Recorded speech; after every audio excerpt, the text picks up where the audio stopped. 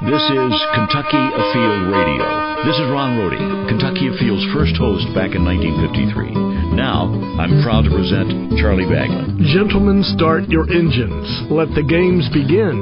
And down the stretch they come. Phrases like these electrify a sports atmosphere. We go inside outdoors with the man behind another call you've heard.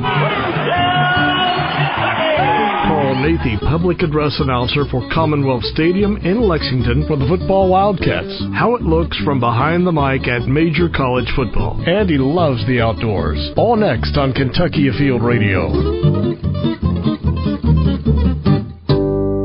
Honey, what'd you get your brother? The Fish and Wildlife gift certificate. Fishing for ideas, hunting for gifts? Give the Kentucky Fish and Wildlife gift certificate for the person on your list with the great outdoors on theirs. Online at fw.ky.gov. Uncle Chuck, what is fall? Fall means football, but excitement doesn't end there. This is when Kentucky's outdoors are just getting started. The Kentucky Department of Fish and Wildlife reminds you lakes and streams are alive with fall fishing. And for many, the biggest game of the season is white-tailed deer. Get your fishing and hunting license and get your game plan together. This fall, take aim on a winning season at fw.ky.gov. Getting back to nature? Remember those already there. This holiday season, buy and print the Kentucky Fish and Wildlife gift certificate right from your PC for anyone on your list who has outdoor adventure on theirs. Online at fw.ky.gov. It takes a special person to speak to a large crowd, 20, 30, 50,000 people, and these are the voices that electrify sports arenas around the globe. And if you're a big fan of the University of Kentucky or you support another school around the state, you will enjoy this conversation with Carl Nathe, the voice you hear at every home game, a man who has long supported wildlife conservation in Kentucky, knows the role that sportsmen and women play in keeping our outdoors outstanding, not just in Kentucky but everywhere, and Carl, I like that story that you tell about when you worked at a TV station way out west in Casper, Wyoming. I worked for a TV station out there. We were trying to catch the other station in town.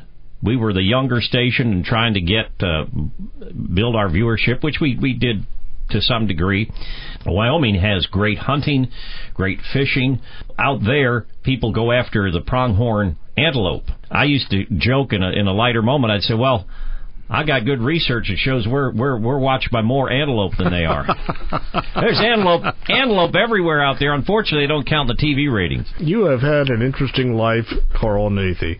Lexington, Kentucky is home now, and you are the voice of the Kentucky Wildcat football team, the stadium announcer. We hear your voice. What is your job there at the University of Kentucky? Well, tell you what, the definition has changed through the years, but here's how I would describe it. I'll write news releases for our UK Now website. Also, I do the UK at the Half radio program, which, as you said, highlights people in programs, students, faculty, research, good things going on at the university. And we do between 50 and 55 segments a year, depending on, frankly, how far the basketball team goes in the tournament. But enjoy doing that. Get to talk about the university from A to Z, from medicine to the arts to agriculture to business, you name it, and we get to cover it. The women's basketball, we do a halftime TV piece for 5 of those telecasts that are on the statewide and regional UK IMG and Fox Sports, and do a little bit of everything. People hearing your voice will recognize you. This program is on the air across Kentucky. That general East Central Kentucky area will attend more football games, and I understand that. But when they get there, you are the voice they hear. We'll get straight to it, Carl. You're the guy behind the gain is good for another, first down Kentucky. Yes, that's me. That's going to be on your tombstone. Well, it could be. I don't know. But, you are known for that. I have 4 pages of notes here to ask you. People have said, well, you got to ask Carl. Sometimes there are seasons where you don't get to say that very often. There was a season a few years ago under Rich Brooks. UK Wildcats were getting like 40 points or more per game. It was just silly. It had to wear you out to say first down Kentucky. Never get tired of saying it. Never get tired of saying first down Kentucky or touchdown Kentucky. But the job that you do as a public address sports announcer is different from what the play-by-play voice will be doing on radio, or somebody from ESPN or CBS will be doing on TV.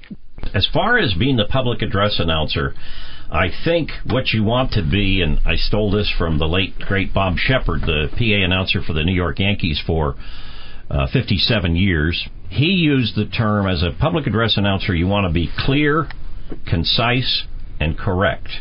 We have a spotter up in the booth. We work as a team. Actually, we've got the scoreboard operator is in the same booth that I'm in. There is a person that keeps the yards gained and so forth to help the scoreboard person. Also helps me. Then I have my spotter. He's basically watching the defense. I'm watching the offense. I'm watching where the ball goes. But what happens if you've ever done a game of either public address or as a play-by-play person, that I used to do that on the radio some, not in Kentucky but elsewhere, and if you don't have a spotter, you'll be able to tell maybe who threw the pass or who caught the pass or who the running back is. All of a sudden, a tackler is going to come out from your other side of your vision area, and you're not going to be able to see the number or whatever. So you have to have people helping you. I have every number of every player. The biggest difference, there's some other things to it. You want to go over the pronunciations beforehand with the sports information people and make sure you get the names right. But when you are Tom Leach, you are painting the entire picture. You are setting the scene on radio. You are describing even things like what the weather is like, right, where on the field they are, the information that's setting the play up. Television, you've got the cameras that help show you what's going on, and on television, I would say the analyst becomes the star of the telecast, the guy that kind of tells you why something happened the way it did. When you're doing the public address, you're right. You've got to stay fairly objective. Now, I get a little bit of worked up for Kentucky with the first down Kentucky and the touchdown Kentucky, but you never want to do anything to embarrass the other team. You want to...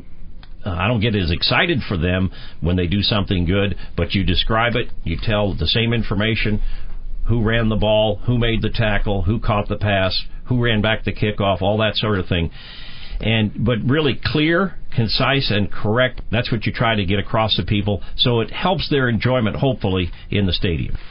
Between watching the field or looking on the big screen, they can kind of see what happened. That's why you really strive to be as accurate as you can, because they might say, oh, Nathy said Baglin made the tackle and he wasn't there. That's going to happen once in a while. Or your spotter might misidentify through no fault of just, the uniforms can get muddy or somebody can screen something up. My mother had a saying. She loved football and she would watch. But she said, I don't know how those announcers know who's who. They're always all piled up on each other. They're wearing helmets. You can't see their face. I like baseball better because they're all spread out. And it made sense to me. It has to be difficult, especially, and I put this out on Facebook, and a friend of mine, Shelley out of Paducah, says, how much time do you have to spend preparing for the show, especially memorizing names and numbers from the other team? Well, I would say between 3.5 and 4 hours the week before a home game for Kentucky that I spend. As the season goes on and you have already become very familiar with the Kentucky team, I find myself having to spend less on the Wildcats, although there can be changes in the starting lineup or injuries, and you have to go over that and check that. Tony Neely, who is the sports information director for football and in the UK Athletics Media Relations Office, does a great job. And I meet with him before each game. I'll meet with the visiting SID that comes in. Again, go over pronunciations. I think as far as the greatest compliment that you can pay to somebody on the field, in my own estimation, is to get their name right. Get their name right.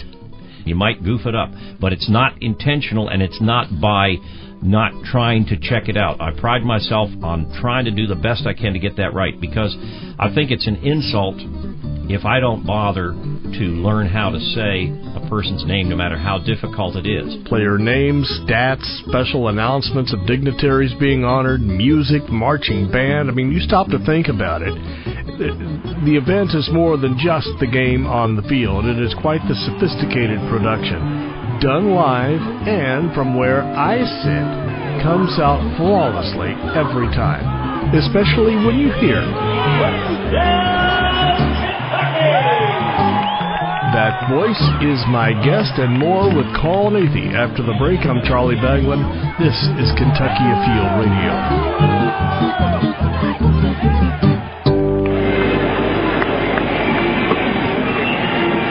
Welcome back, Golden Wildcats, and see blue forever.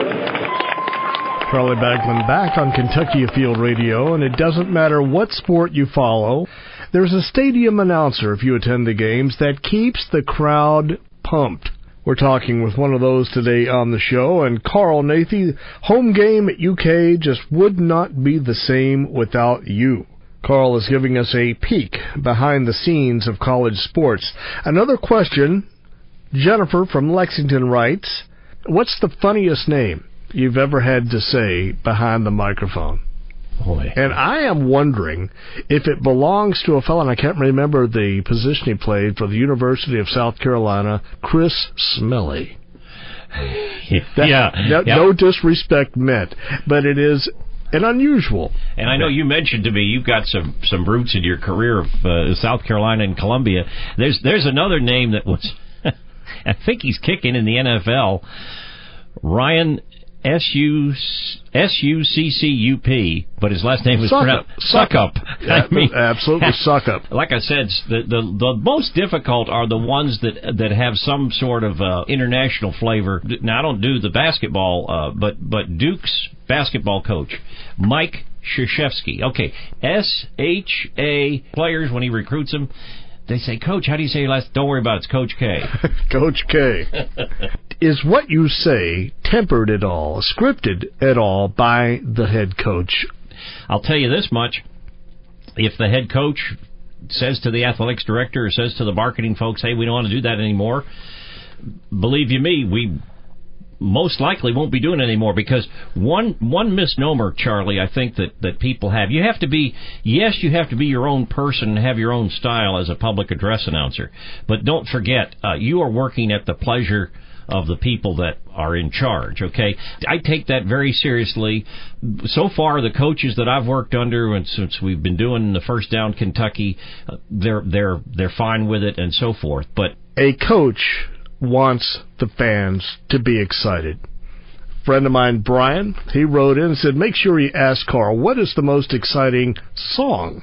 Is there a song that you have found that has gotten the fans up out of their seats and on their feet? The fun ones that get people up out of their seats and either clapping along or chanting along, and I'm not good at song titles because, frankly, there's enough going on that I'm really not too conscious of what they're doing. I do hear the band does a little thing when we say First Down Kentucky. They've got a little accompaniment that goes with it, and I always love hearing the fight song. But as far as the music that's played in the stadium, I would say this. When you get a winning program, people tend to get a little bit more excited. They do indeed. A lot of what goes on at the game belongs to the fans, not to the coach, not to the athletic director, not to you, not to Tom Leach. If you stopped, for whatever reason, saying anything that you normally say to get the crowd pumped up, they would say it with you or without you. You are correct. There are traditions that go back for many years. Well, you're right on point. And take, for instance, the Kentucky Department of Fish and Wildlife and what you do. If we didn't have students, we don't have a job, all right? Right. If you didn't have sportsmen, you don't have a job. And you bring it to the football stadium, if we don't have fans in the seats, we don't need a public address announcer, we don't need music, we don't need a band, we don't need football players. I mean, you think about it, the reason that you are there is because the fans are there. So you have to respect. And I think fans need to be listened to, and I think the University of Kentucky does a good job of trying to listen to what fans want and and follow along. Fans are the name of the game in Kentucky for Wildcat fans. If you're wearing blue and white, you are a fan. I heard Ralph Hacker. And Ralph Hacker was a former sports voice on radio, and he was saying in a documentary, it doesn't matter if you are rich or you are poor, your voice is just as loud, and that makes all fans equal. I would agree with that. Carl, you hail from New York State. Mm-hmm. A Yankees fan, as I understand. I did indeed. I grew up about an hour north of the city, and the Yankee announcers at that time when I was growing up at first was Mel Allen, probably the guy that I loved more than anybody as far as an announcer. Mel Allen, Phil Rizzuto, Red Barber even did the Yankees for a time in there. Bob Shepard, I mentioned earlier, was the great public address announcer in the stadium from 1951 through 2007, 57 years. Worked until he was almost 97 years old at that job. Every game you go to has a local announcer. It could be a local high school game, basketball or football. It could be anywhere in the nation. People have their favorite announcers, and all the good ones will have a catchphrase of some description. Yours is First Down Kentucky. What are some of your favorite phrases that folks anywhere have heard? Well, I mentioned Mel Allen a few minutes ago. Mel Allen had the best home run call. When there was a ball off the bat by a Yankee player, he would say, "There's a deep fly ball to left field. That ball is going, it is gone." So he came up with that. Going, gone. Well, that's where I first heard it, and to me, that's still the best home run call. Now, I think another great announcer, I don't know if you have catchphrases, but they just had the 25th anniversary of Kirk Gibson's home run in 1988 for the Dodgers against the Oakland Athletics. But the late Jack Buck, who was the Cardinals announcer. I love Jack Buck. Jack Buck was doing that on the radio. Jack Buck, for anyone who doesn't know, is the father of Joe Buck. Maybe you've seen him on Fox World Series. Joe Buck, very good announcer, but Jack wrote the book. And then he just connects off of Dennis Eckersley and puts it into the right field seats. And Jack Buck says, "It's way back there. It's going to be a home run. I don't believe what I just saw." I mean, you don't write that down. You can't script these things. That's why these guys, you hear people talk about it. They're legendary. Marty Brenneman, the Reds announcer. This one belongs to the Reds. I would be playing these, but he will always say you can't broadcast anything without the express written consent of the Cincinnati Reds, blah, blah, blah, and so on. I'll respect that. And quite frankly, I don't have time to write and ask for permission. We've got deadlines here. But nonetheless, if you've ever listened to a Reds game, you certainly know the voice of Marty Brenneman, and this one belongs to the Reds. Now, these, bear in mind, are radio announcers. Stadium announcers also will have their own. There's one I'm thinking about that, to me, next to you, of course, is the best I have ever heard. Tell me the one if you can. Tell me the Michael one. Buffer is his name. Let's get ready to rumble. Well, he even got that copyrighted. He had that copyrighted at Let's Get Ready. He's the ring announcer. They use it on Progressive Insurance. They have that one television ad where they bundle it together. So if you have your home and your auto and so forth, they save money. Most insurance companies, I suppose, do that. He has the thing. He goes, "Let's get ready to bundle." And then Mike Buffer has the pipes to deliver Let's Get Ready to Rumble.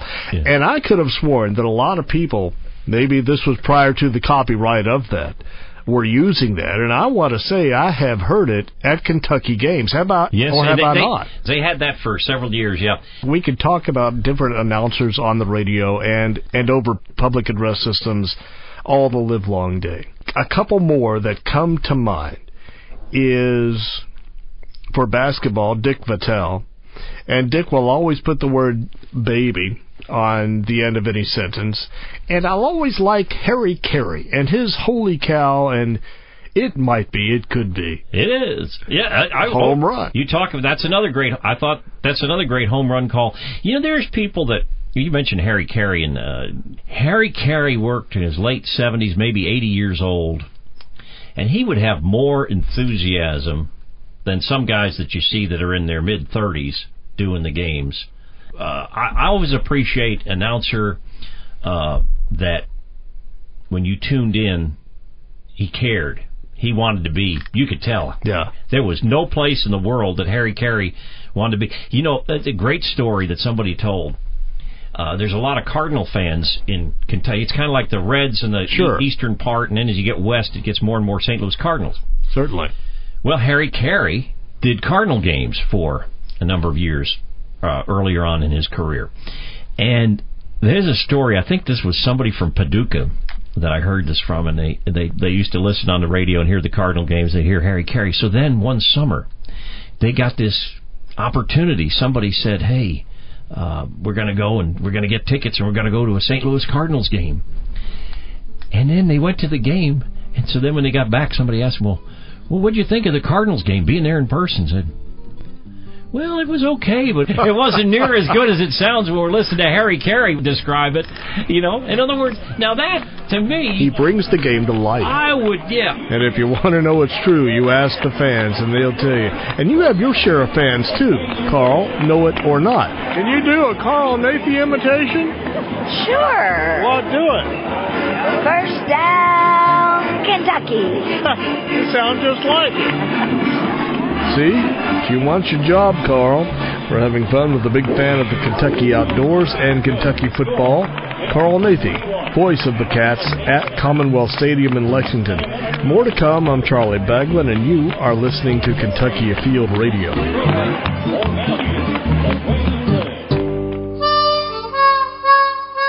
This is Kentucky Afield Radio. I'm Charlie Baglin. More with our guest Carl Nathe coming up. Is it really bobcat? Is it wildcat? What's the difference? I did some research, and in Latin, the lynx rufus is a bobcat. There is a note on the Kentucky Fish and Wildlife website that says they actually have a few names: the bay lynx, the catamount, wildcat, or bobcat. And Saturday, November 23rd, opens the official bobcat hunting season. What is biting where? Let's find out. In western Kentucky, down on Kentucky and Barkley Lakes, crappie fishing is starting to pick up. We're kind of going from that fall fishing into early winter fishing, which is a good time to catch crappie schooled up out on the deeper ledges, fishing 10 to 17 feet over brush with jigs or minnows. The nice calm day is ideal when fishing out there in that deeper water, but if there is a little bit of a breeze, you could break out a drift sock and set you out several poles, they call that spider rigging, and drift along those creek channels, fishing over the top of that brush, say in Blood River, Johnson Creek, Eddy Creek, over on Lake Barkley, and Little River. Bass fishing's still pretty good up on the gravel bars, shallow rocky points using jerk baits. The lake level is pretty close to winter pool, 354, maybe a little bit higher. Water temperature is about 55 degrees. Well, this is Paul Reister, and I hope you find a good day to go fishing. This is Jeff Crosby with the Central District Fishing Report. Lake temperatures have dropped into the mid-50s at many of our area lakes.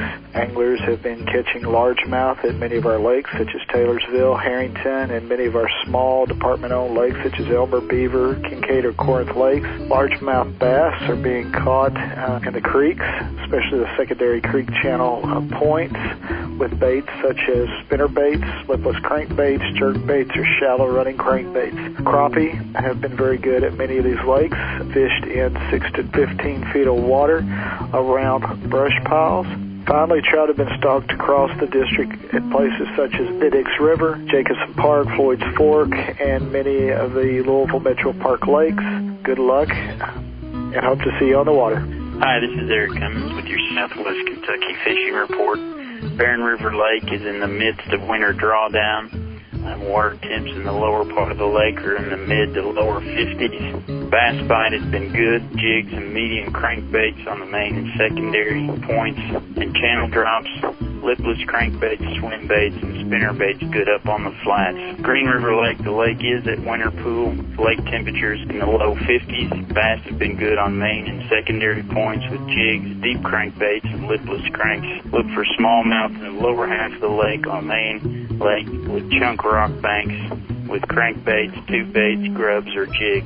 Muskie action has been good with cranks or spinners near brush or laydowns. As always, good luck and good fishing. Be sure you wear your life jacket.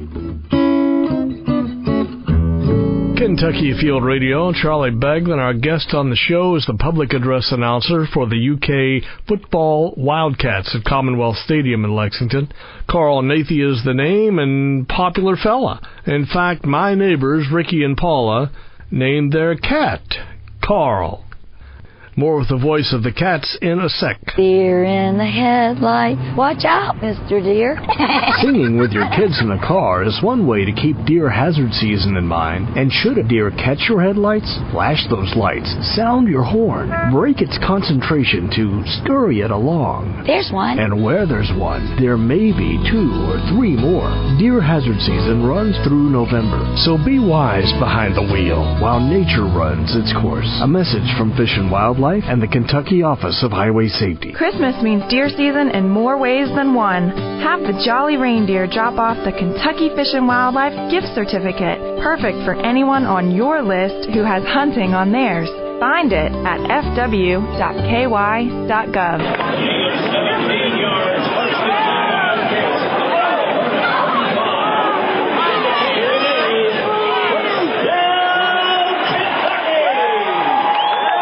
This is Kentucky Afield Radio. My name is Charlie Beglin. Welcome back. He is the voice you hear if you attend University of Kentucky home football games. Proud supporter of Kentucky's great outdoors, hunting, fishing, boating, and a friend of the show. And if you cheer for any other of Kentucky's great schools, the story of what goes on behind the scenes is likely similar. Carl Nathe, stadium announcer of UK since 1997, there at Commonwealth. And Carl, anyone who makes their living in front of a camera or behind a microphone has people who influence them. And you're talking about a fellow at break. Marty Glickman. Now, if you looked up Marty Glickman on the internet, there's some couple of things that would come up. But the late Marty Glickman was did the New York Football Giants for many years on the radio, but he also was a Olympic teammate of Jesse Owens. Glickman would go on to become a New York Knicks basketball announcer, and you talk about when he would do a football game on the radio.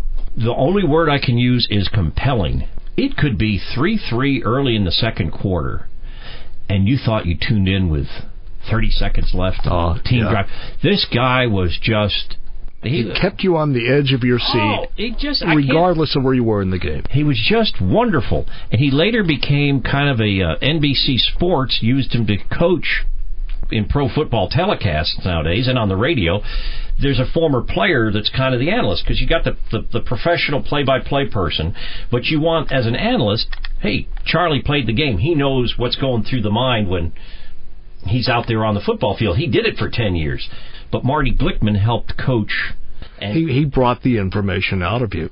You and I have the dubious distinction, and Carl, I don't put myself in a league with you by any stretch of the imagination, but you and I are both members of the National Association of Sports and Public Address Announcers. Yes. I do what you do, except for archery. The National Archery in the Schools program. Maybe you've heard of this. It is grades 4 through 12, and it's target archery, Olympic style. I am on a very small crew of announcers for the Kentucky State Championship, the National Championship, and the World Championship. But that's wonderful, and I think, by the way, I think it's terrific that not only that you're doing that, but that we have those activities, because a very fond, bringing, and there is some outdoors aspect to my background, mentioned a little bit earlier, but my oldest brother, Paul, lives in New York State. He doesn't get around quite as well as he did, but speaking of archery, he was a bow hunter and got a deer every year for more than 20 years. I'd say 30 straight years that he got a deer in New York State with a bow and arrow. So he had become an expert marksman. But definitely. What do you get to just, when you're announcing that, do you get to say bullseye? No. Actually, you don't. You're quiet.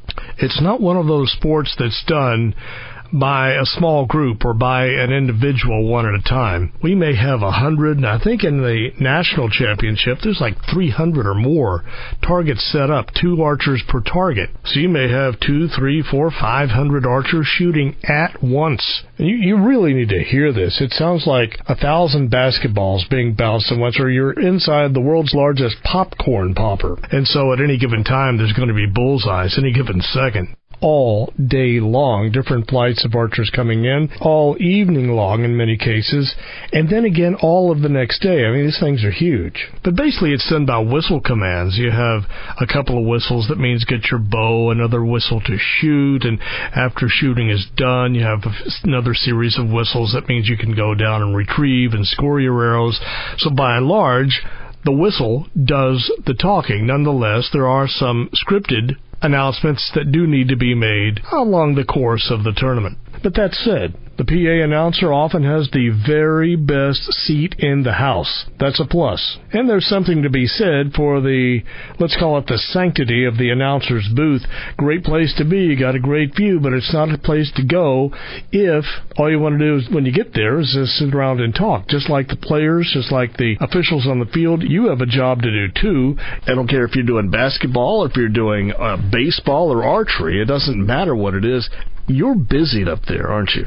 Yes, and thankfully, though, once the game starts, people pretty much respect that. And they have people up in the press box, so, you've got to have a credential, and most people that are up in the press box are working. Now, before a game starts, people will be walking by, stick their head in the booth and say hello, and I never mind that. They're kind enough to do that, and I might not be able to give them a whole lot of time, but I say, hey, Charlie, how you doing? Good to see you, and get back to what I'm doing. But once you start from about an hour before, when you start making different live announcements and all the way through the game, you are pretty well focused. My kids all went to Lafayette High School, which is one of the public high schools in Lexington. I had one son that played baseball, so I became the baseball public address announcer for several years. And then another son played football. I ended up doing that for total about 12 years before he played, and then even after he played, until I gave that up a couple of years ago. Commonwealth Stadium, You've got security people, you've got people with credentials, people checking credentials, you got media relations people that are checking credentials and stuff. High school could be a little difficult because as far as announcements, whether they're marketing, promotional, or whatever, somebody else has approved those. Here's a question I have about fans. I've often wondered, if I were a player on the field, what effect the fans have on my performance. There was an example of this that I remember at a UK game a few years ago. Fans will cheer. That's what they do. Trouble is, most of the time, you got 40, 50, 60,000 fans, and they're all cheering something else. They're not in unison. They're all saying their own thing. And it was like 3rd and 1 or 4th and short. And whatever it was, if they got the first down, it was going to breathe new life into that game for the Cats. And the Cats had as their motto, you've seen this maybe on billboards, the word believe. And the crowd in unison started saying, believe, believe. And it was just thunderous, and you could hear it distinctly on the field. Do you remember that play? Yes, and I'm pretty sure it was one of the big games during 2007, either 2006 or 2007, in the Rich Brooks era, which was when they kind of turned the corner. They went from being, his first couple of years, most people fondly remember Rich Brooks, but early on it was tough because he inherited a team that was riddled by probation, fewer scholarships. We were getting our tails kicked week in and week out. Then we started to get respectable. Then we started to win, and that became their one-word motto was believe. And as you said, that one time when the fans picked up on it, in answer to your question, do players, are they aware of the crowd? I would say yes.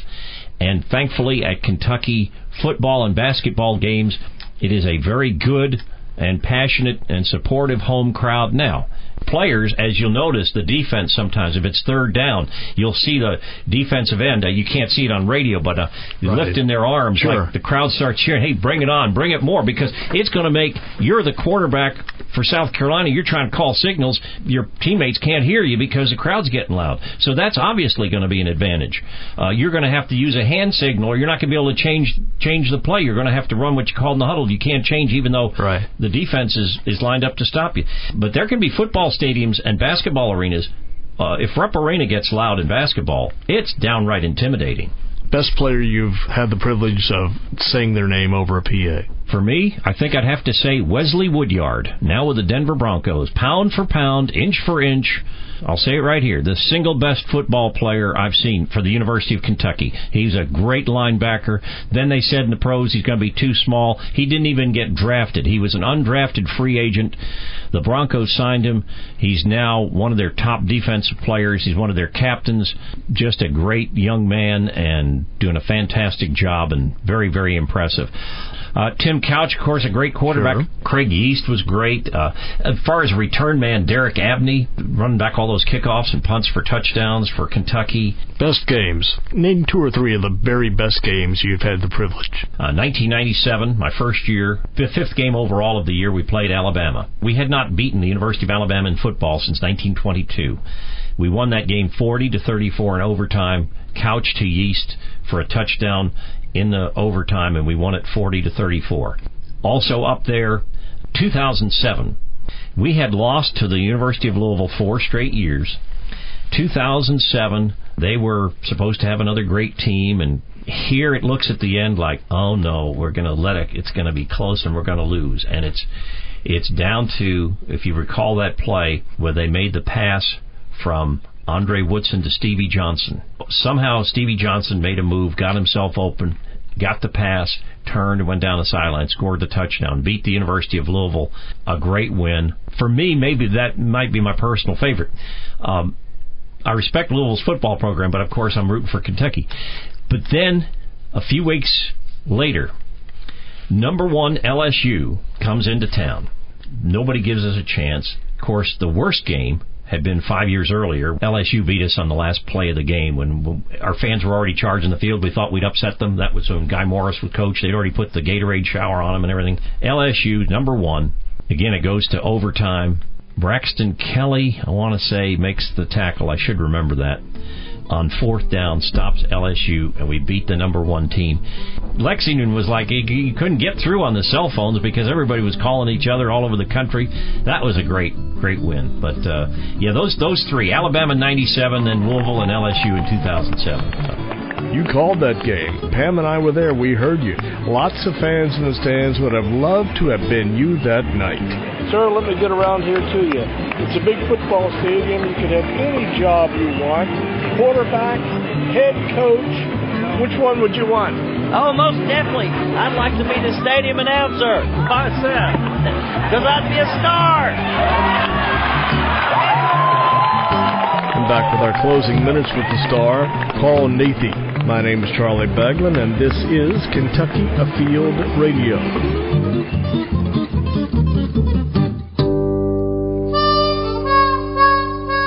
This is Kentucky Afield Radio. Charlie Baglin back in the remaining minutes of our program. For any of us who attend big events, let's say the Indy 500, a baseball game like the Reds or the Cardinals, horse race, rodeo, pro tennis tournament, a college basketball or football game occasionally, a tractor pull at the county fair.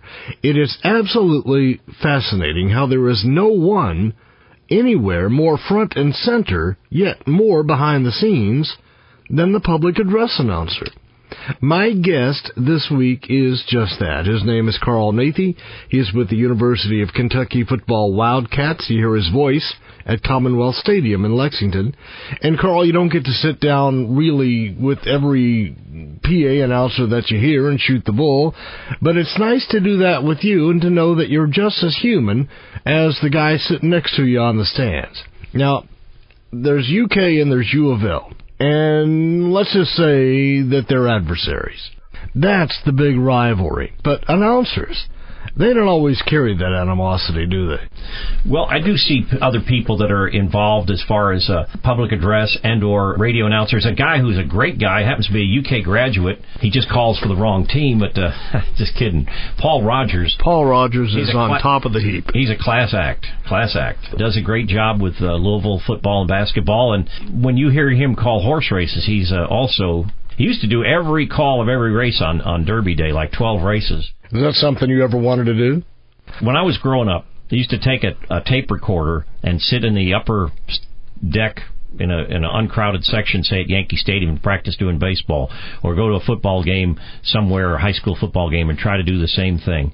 And if you think doing football, basketball, baseball, play-by-play is hard. Horse racing has got to be the toughest thing to call. It is truly remarkable when you watch the Kentucky Derby especially. You have up to 20 horses.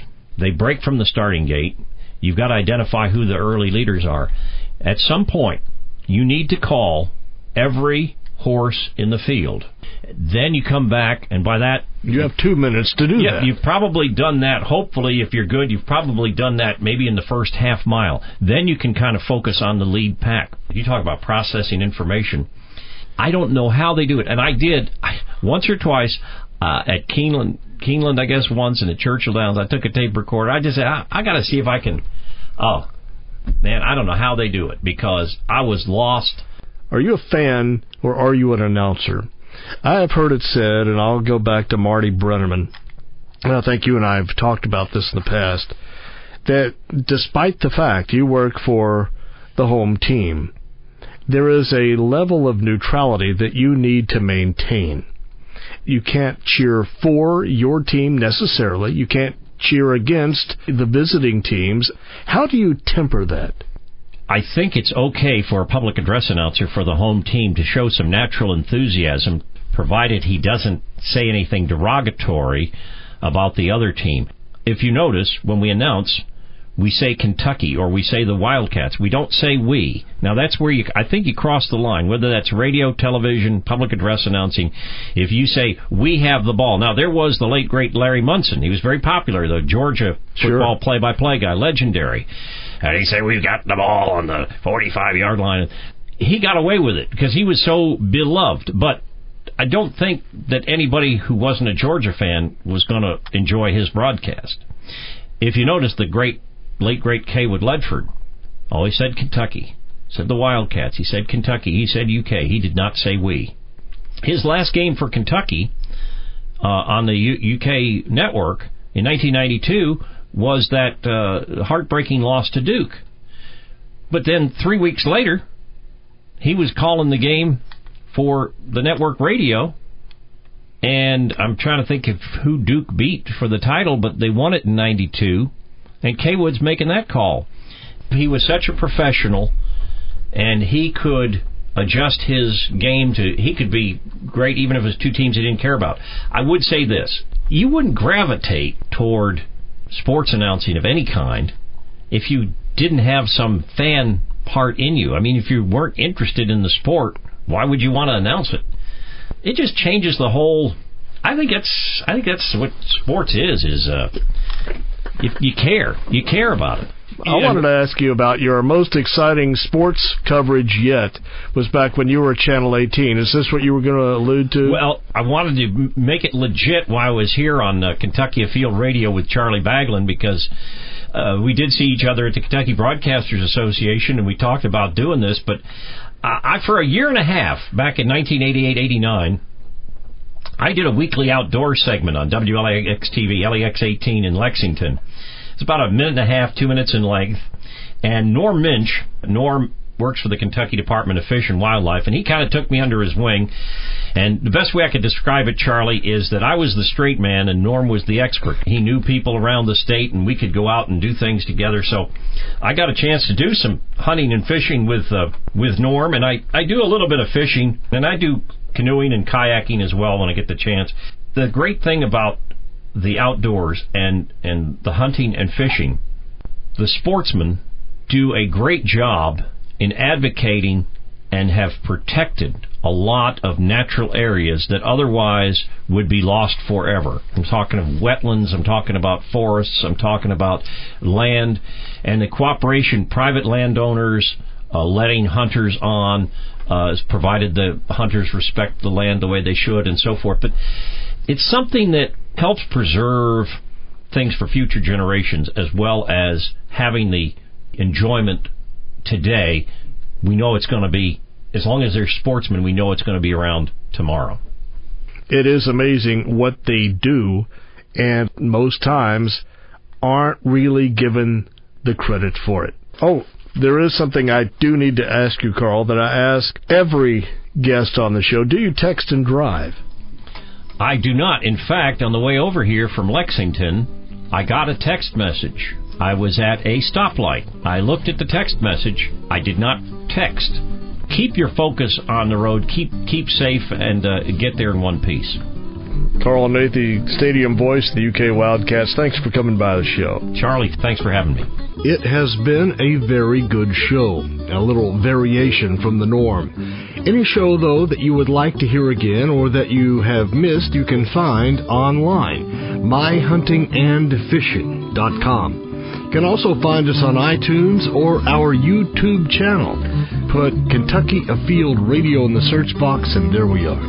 We are out of time. This is Charlie Bagman. Join us again in a week, and we will go inside outdoors again, right here on Kentucky Afield Radio.